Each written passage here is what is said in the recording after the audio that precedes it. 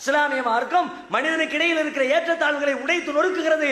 சாதிய வேறுபாட்டை, மொழி வேறுபாட்டை, இன வேறுபாட்டை, தேசிய வேறுபாட்டை அனைத்தையும் இல்லாமலாக்குச்சு. அத வாழ்க்கையில காட்டுனா சமத்துவம்னு சொல்லிட்டு ஓடி வருவான். ஆனா நம்ம தெருவுல எப்படி காட்டுறோம்? நம்ம ஊர்ல எப்படி காட்டுறோம்? அது எப்படி சமத்துவம்?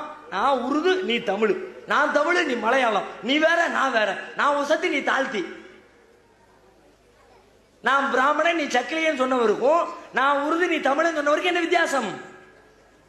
உருது மொழி தேவ பாஷையா? அல்லாஹ்விடமிருந்து இறக்கி அருளப்பட்ட பாஷையா அது? குர்ஆன் அரபியில இறங்குச்சு. அரபியே சொல்ல முடியாது. குர்ஆனுடைய வேதத்தை அந்த மொழியையே ரசூலுல்லாஹ் இது சிறப்பு கிடையாதுன்ட்டான். மொழியில என்னப்பா சிறப்பு?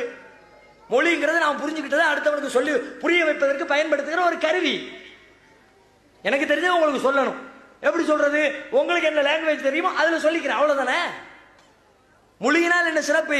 சரி, இந்த மொழியில நீங்க பிறந்தீங்களே, அதுக்கும் உங்களுக்கு ஏதாவது சம்மதம் உண்டா? உங்கள் மொழி தாய்மொழியாக உருது வர வேண்டும் நீங்கள் முடிவெடுத்தீர்களா? தமிழ்நாட்டில் பல இடத்துல பார்க்குறோம், உருது மொழி பேசுறவங்க தான் முஸ்லீமா. எங்க ஊர்ல ஒருத்தன் என் ஃப்ரெண்ட கூட ஒரு நாள் ஹஜ் பிறகு கூட போய்கிட்டு இருக்கிறோம்.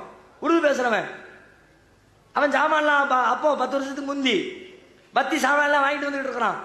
பாத்தியா அவருக்காக எதிர்த்தாப்புல இன்னொரு உருது பாட்டி வர்றாரு. வர்றவர் கேட்கிறாரு, நீ என்ன இன்னைக்கு பத்தி சாமான்லாம் வாங்கிட்டு போற? நம்ம முசல்மான்லாம் நாளைக்கு தானே பாத்தியா ஓதணும். அவங்க முசல்மானா, நம்ம முசல்மான் இல்லையா, முஸ்லீம் இல்லையா? உருது பேசுனா நீங்க உருது பேசுறவங்க எல்லாம் வானத்துல குதிச்சவங்களா? அல்லாஹ்வுடைய அத்தாரிட்டிகளா? மொழியில என்ன இருக்கு? அதை வச்சு என்னத்தை சாதிச்சீங்க? என்ன சொல்ல வர்றீங்க?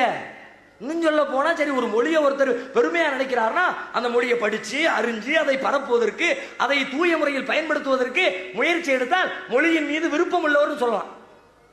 நம்ம ஊர்ல பயன்படுத்துற உருது மொழியை எடுத்துக்கிட்டா கேட்கா வேணும்.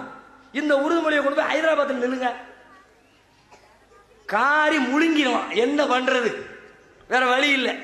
துப்புனா மட்டும் பிரயோஜனம் வரப்போதா? முழுங்குன்னு முழுங்கிடும். அறியாத தேசமே தெரியாம ஆகையா சுத்தி சுத்தி தேக்கியா தூ பச்சை பச்சை மரம் தா. என்ன லாங்குவேஜ் சொல்லுங்க? அவங்க சொல்லுவாங்க உருதுன்னு, நம்ம சொல்லுவோம் தமிழ்னு. எல்லாம் இருக்கு. பல்லமே மாடி விரிகையா தும் கொம்பு பக்கடோ மை வாழை பக்கடுத்தும்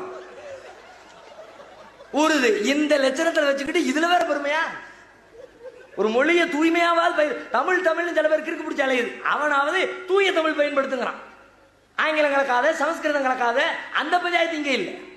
எல்லாத்தையும் கலந்து அடிச்சுக்கிட்டு அதுல பெருமை. அப்ப இதையெல்லாம் விட்டு விலகி தூய்மையான மார்க்கத்தை நம் வாழ்க்கையில் கடைபிடித்து